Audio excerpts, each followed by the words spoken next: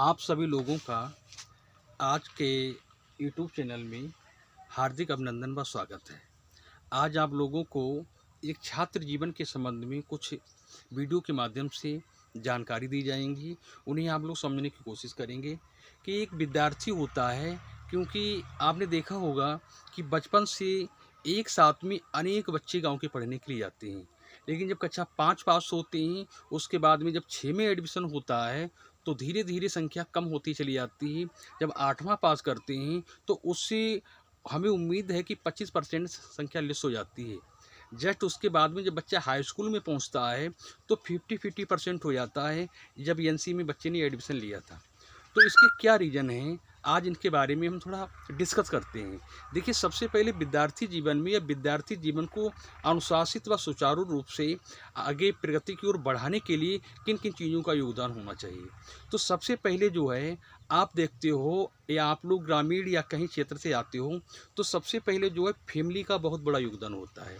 क्योंकि विद्यालय में जो बच्चा होता है वो लगभग 4 से 5 घंटे स्टडी करता है, और 24 घंटे में मान लीजिए कि 5 घंटे अगर विद्यालय में रहता है तो 19 घंटे जो है वह अपने घर पर व्यतीत करता है। तो घर का अनुशासन विद्यालय के अनुशासन में बहुत बड़ा हेल्प करता है, बहुत बड़ा सहयोग करता है।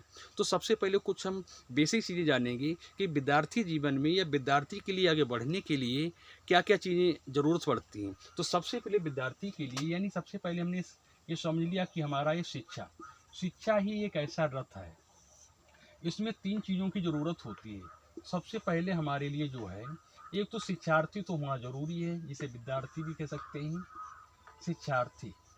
इसके बाद में नंबर 2 आना चाहिए शिक्षक, क्योंकि शिक्षार्थी है और शिक्षक नहीं है तो शिक्षा देना इम्पॉसिबल है।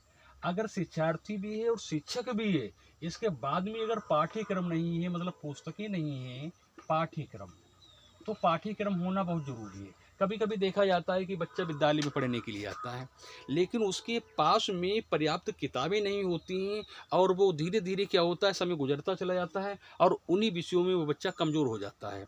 तो इन चीज़ों को हमें समझना चाहिए कि अगर शिक्षा के लिए आगे जब बढ़ाना है तो इसमें सबसे पहले 3 चीज़ें अति आवश्यक हैं। अगर मान लीजिए पाठ्यक्रम है, अगर शिक्षक नहीं है, शिक्षार्थी, फिर भी काम नहीं चल सकता है।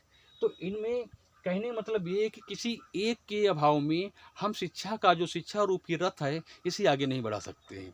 उसके बाद में अगर ये तीनों चीज़ें अगर किसी के पास हैं, तब भी हमें कुछ बेसिक जानकारी प्राप्त होना चाहिए कि हमें क्या करना चाहिए। जब बच्चा, हमने देखा होगा कि क्लास में जब पढ़ता है और शिक्षक भी खूब मन से पढ़ाता है और सभी बच्चों को समानता के रूप में पढ़ाता है, तो कभी कभी जब शिक्षक शिक्षार्थी से या विद्यार्थी से क्वेश्चन करता है तो वो विद्यार्थी पड़ोस में जो पीछे विद्यार्थी बैठा हुआ होता है उससे ये पूछता है कि सर जी ने क्या पूछा है या क्या बताया है। तो कहीं ना कहीं उसकी अंडरस्टैंडिंग में कमी हुई होगी, तो उस चीज़ पर हम प्रकाश डालते हैं। तो सबसे पहले अगर विद्यार्थी कक्षा में है तो सर्वप्रथम उसके लिए जो है सुनना। अगर आप सुनेंगे तभी जवाब दे पाएंगे, तो हमें सुनना बहुत ज़रूरी है। यानी शिक्षक जब बोलता है तो विद्यार्थी का फर्स्ट कर्तव्य बनता है सुनना। उसके बाद में नंबर 2 में आता है बोलना। अगर हम किसी बात को या कोई क्वेश्चन अगर विद्यार्थी से किया जाता है, अगर वो सुनता नहीं है तो उसका सही करके रिप्लाई नहीं कर पाएगा, जवाब नहीं दे पाएगा। तो कहने मतलब उसके बाद में आता बोलना, फिर आता है, इसके बाद में आता पढ़ना, इसके बाद में पढ़ना आता, फिर इसके बाद में आता लिखना। ये एक सीरीज है। अगर मान लीजिए सीरीज से कोई भी बच्चा अगर कहीं पर वो पढ़ रहा है, सुन नहीं रहा है, तो उसका उसका काम नहीं बनेगा। तो सबसे पहले अगर कोई भी टीचर क्लास में एंट्री करता है, पढ़ाने के लिए प्रवेश करता है, तो प्रथम चरण हमारा बनता है सुनना। जो भी वो अपनी लेक्चर दे, अपनी पुस्तकों के माध्यम से हमको ज्ञान दे, अगर आप उसकी बात को सुनेंगे नहीं तो हमें उम्मीद है उसके कोई भी प्रश्न का आप उत्तर नहीं दे पाएंगे। क्योंकि जब हम सुनेंगे किसी प्रश्न के लिए सुनेंगे तभी हम उसका उत्तर दे पाएंगे। इसके बाद में जो है पढ़ना, फिर आता है लिखना। जब हम उसकी बात को सुनेंगे, फिर हम रिप्लाई करेंगे, फिर हम पढ़ेंगे, उसके बाद में हम उसके लिए लिखेंगे।